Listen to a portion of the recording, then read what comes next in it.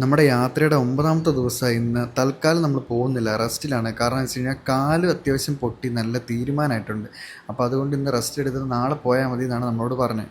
ദേ ഈ കാണുന്നതാണ് കണ്ണൂർ ജില്ലയിലെ തലശ്ശേരിയിലെ ഫേമസ് ആയിട്ടുള്ള ശ്രീ ജഗന്നാഥ ക്ഷേത്രം. ഇന്നലെ ചെന്ന് കയറിയ ടൈമിൽ എനിക്ക് പ്രോപ്പറായിട്ടൊന്നും കാണിച്ചു തരാൻ പറ്റിയില്ല. കാരണം എന്ന് വെച്ച് കഴിഞ്ഞാൽ ഞാൻ ചെന്നപ്പോൾ തന്നെ ഓൾറെഡി രാത്രിയായിരുന്നു. പിന്നെ ഫോണിൻ്റെ സ്റ്റോറേജ് മൊത്തം തീർന്ന് ഒരു ഫോട്ടോ പോലും എടുക്കാൻ പറ്റാത്ത അവസ്ഥയായിരുന്നു. അതുകൊണ്ടാണ് ഞാൻ സ്റ്റോറേജൊക്കെ റെഡി ആയിട്ട് ദേ ഈ രാവിലെ ഇടുന്ന വീഡിയോ. മനസമാധാനം ആഗ്രഹിക്കുന്ന ആരെങ്കിലും ഉണ്ടെങ്കിൽ ഒരിക്കലെങ്കിലും ഈ ക്ഷേത്രത്തിലേക്ക് വരണം. കാരണം അത്രയ്ക്ക് ഒരു പീസ് ആയിട്ടുള്ള അറ്റ്മോസ്ഫിയറാണ് ഇവിടെ. ദേ ഈ സ്ഥലം കണ്ടോ, ഇവിടെ ഈ കസേര ഇരുന്ന് നോക്കിക്കഴിഞ്ഞാൽ ദേ അതിൽ ആ ടെമ്പിളിൻ്റെ അപ്പുറത്തോട്ട് ട്രെയിൻ പോണ കാണാം. അത് ഈ രാത്രിയിലൊക്കെ നമുക്കിരുന്ന് കാണുമ്പോൾ ഒരു വെറൈറ്റി ഒരു ഫീലിംഗാണ്. കാരണം ഭയങ്കര ശാന്തമായ ഒരു അന്തരീക്ഷം. അത് പോരാണ്ട് ഇങ്ങനെ നമുക്ക് നോക്കിക്കൊണ്ട് നിൽക്കുമ്പോൾ തന്നെ ആ സൈഡിൽ കൂടെ ട്രെയിൻ പോവും. അങ്ങനെ നമുക്ക് വെറൈറ്റി ഒരു ഫീലിംഗ് ആണ് സത്യം പറഞ്ഞാൽ ഇവിടെ ഇരിക്കുമ്പോൾ കിട്ടണേ. അതുപോലെ തന്നെ വെറൈറ്റി ആയിട്ടുള്ള ഐറ്റമാണ് ദേ ഈ കാണുന്ന കുളം. ഇത് അമ്പലത്തിൻ്റെ സ്വന്തം കുളമാണ്. പക്ഷേ എല്ലാ തരത്തിലുള്ള ആൾക്കാരും ഇവിടെ വന്ന് കുളിക്കുകയൊക്കെ ചെയ്യുന്നുണ്ട്. അതിൻ്റെ നടുക്കായിട്ടൊരു സ്തൂപം കാണാം. അതൊരു പ്രത്യേക ഹൈലൈറ്റാണ്. പിന്നെ എല്ലാ ആൾക്കാരും വന്ന് ചാടി അത്യാവശ്യം നല്ല എൻജോയ് ചെയ്തിട്ടാണ് ഇവിടുന്ന് പോണേ. ഒരു 6 മണിയൊക്കെ ആകുമ്പോഴത്തേക്കും തിരിച്ച് കയറ്റുകയും ചെയ്യും അവർ. ഈ ക്ഷേത്രത്തിൻ്റെ മറ്റൊരു പ്രത്യേകത എന്താണെന്നാൽ ശ്രീനാരായണ ഗുരുവാണ് ഈ ക്ഷേത്രത്തിൻ്റെ പ്രതിഷ്ഠാ കർമ്മങ്ങളെല്ലാം നിർവഹിച്ചത്. ആരുടെങ്കിലുമൊക്കെ കല്യാണം നടക്കാണ്ട് ഇങ്ങനെ മുടങ്ങി പോവുകയാണെങ്കിൽ അവർ ഈ ക്ഷേത്രത്തിൽ വന്ന് പ്രാർത്ഥിച്ചിട്ടുണ്ടെങ്കിൽ അവരുടെ കല്യാണം നടക്കുമെന്നാണ് വിശ്വാസം. പാവപ്പെട്ടവരിൽ നിന്നും പണക്കാരിൽ നിന്നല്ല ഒരുപോലെ പണം ശേഖരിച്ചാണ് ഈ ക്ഷേത്രം നിർമ്മിച്ചിട്ടുള്ളത്. അതുപോലെ തന്നെ അതിൻ്റെ അകത്തിരിക്കുന്നത് ശ്രീനാരായണ ഗുരുവിൻ്റെ ആദ്യത്തെ പഞ്ചലോക വിഗ്രഹം എന്നാണ് പറയുന്നത്. അതുപോലെ ഇറ്റലിയിൽ നിന്നാണ് ഇത് കൊണ്ടുവന്നത്. സ്വയംവര പൂജ, ഉമാമഹേശ്വര പൂജ, മഹാമൃത്യുഞ്ജയ ഹോമം തുടങ്ങിയ പൂജകളെല്ലാം ഇവിടെ നടക്കാറുണ്ട്. അപ്പോൾ ഇവിടെ ഒരു ലൈബ്രറി ഉണ്ട്. നമ്മളിങ്ങോട്ട് കയറി വരുമ്പോൾ തന്നെ ഇതിൻ്റെ ഫ്രണ്ടിലായിട്ട് ഇത് ശ്രീനാരായണ ഗുരുദേവൻ്റെ ഒരു 2 പ്രതിമ വെച്ചിട്ടുണ്ട്. പിന്നെ ഒരു വലിയ ഫോട്ടോ ഉണ്ട്. ഫോട്ടോ 2 കേട്ടോ. പിന്നെ ഇത് ഇതിനകത്ത് ചില്ലുകൂടിൻ്റെ അകത്തൊരു വലിയൊരു ഫോട്ടോ ഇരിപ്പുണ്ട് മാലയൊക്കെ ഇട്ട്.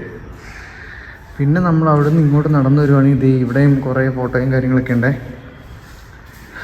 പിന്നെ എന്താ അയ്യപ്പൻ്റെ ഫോട്ടോ ഉണ്ട്. പിന്നെ ഇവിടെ കുറേ ആൾക്കാരുടെ പഴയ ഫോട്ടോയും കാര്യങ്ങളൊക്കെ ഓരോ സ്വാമിമാരുടെയൊക്കെ ഓരോ സ്ഥലത്തുള്ള. പിന്നെ ഗുരുദേവൻ ഓരോ സ്ഥലത്തൊക്കെ പോയിട്ട് ഉള്ള സമയത്ത് എടുത്ത പിക്കൊക്കെ ഉണ്ട്. ഇത് ഗുരുദേവനും പുള്ളിയുടെ ശിഷ്യന്മാരും ഒക്കെയാണ്. ഇത് പുള്ളി തലശ്ശേരി പോയപ്പോൾ എടുത്ത പിക്ക്. പിന്നെ ഇതാരാ, ഇത് ചട്ടമ്പി സ്വാമികളും ശ്രീതീർത്ഥ പാതിരും ചേർന്ന് ചവറയിൽ വെച്ചെടുത്ത പിക്ക്. അങ്ങനെ നോക്കുമ്പോൾ ഇവിടെ കുറേ ഉണ്ട് കേട്ടോ. ഇവരുടെ ഫോട്ടോ മൊത്തം ബ്ലാക്ക് ആൻഡ് വൈറ്റിൽ പണ്ടെടുത്ത ഫോട്ടോ ഒത്തിരി വെച്ചിട്ടുണ്ട്. ഇതെന്നാ ആലുവയിൽ സർവമത സമ്മേളനം നടന്ന സ്ഥലം. പിന്നെ ശ്രീനാരായണ ഗിരിയിൽ ഗുരുദേവൻ ഇരിക്കാറുള്ള ഒറ്റക്കല്ല്. പിന്നെ ഇവിടെ ഇരുന്നാണ് സഹോദരൻ അയ്യപ്പനുമായിട്ട് ഗുരു ആശ്രമ കാര്യങ്ങളൊക്കെ ചർച്ച ചെയ്തത്. ഈ കല്ലാണ്. പിന്നെ അരുവിപ്പുറത്ത് SNDP യോഗത്തിൻ്റെ ജനനം നടന്ന പ്ലാവിൻ ചൂട്. അങ്ങനെ കുറേ സംഭവങ്ങളുണ്ട്. ഇത് സമാധിസ്ഥനായ ഗുരുവിൻ്റെ ഫോട്ടോയാണ് ഇത്. ഇനി ഇത് ഒക്കെ പണ്ടത്തെ ഓരോ ഗുരുദേവൻ്റെ വീടാണെന്ന് തോന്നുന്നു, അറിയില്ല. മഹാഗുരുവിൻ്റെ സമാധി ദശാബ്ദങ്ങൾക്ക് മുമ്പും ഇന്നും. അങ്ങനെ പിന്നെ ഇവിടെയൊക്കെ ഇതേ ഓരോ ആൾക്കാരുടെ ഒക്കെ സഹോദരൻ അയ്യപ്പൻ ഓരോ ആൾക്കാരുടെ ഫോട്ടോയൊക്കെ വെച്ചിട്ടുണ്ട്. പിന്നെ കണ്ടോ പണ്ടത്തെ അമ്പലവും വീടൊക്കെ. ഇതൊക്കെ ഒരു അമ്പലമാണ്. ഇത് വർക്കലയിലെ ശിവഗിരി മഠം. ഇത് ഗുരുദേവൻ ആൻഡ് ബോയ്സ്. പിന്നെ ഇതൊക്കെ ഓരോ പണ്ടത്തെ ഓരോ പത്രത്തിൽ വന്നേക്കണാണ്. പണ്ടത്തെ മാതൃഭൂമി. മറ്റേ ലെൻസ് വെച്ചിട്ട് വായിക്കണം.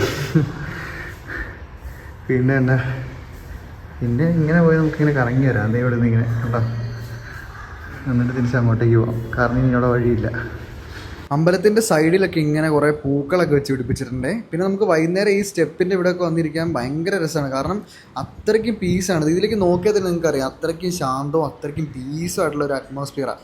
ഇത്ര ഒരു ഏരിയയുണ്ട്. അതുകൊണ്ട് നമുക്ക് ഭയങ്കര ഒരു സമാധാനമായിരിക്കും. പിന്നെ ഈ കാണുന്ന നമ്മുടെ ശരത് ബ്രോ ആണ്. ആളുടെ വീട് കണ്ണൂർ കൂത്തുപറമ്പാണ്. പിന്നെ ഈ ഇരിക്കുന്നതാണ് പ്രേമാനന്ദ സ്വാമി. പുള്ളി ഒരു വൈബ് മനുഷ്യനാട്ടോ. അത്യാവശ്യം കുറേ സ്ഥലത്തോടൊക്കെ സഞ്ചരിച്ചിട്ടുണ്ട്.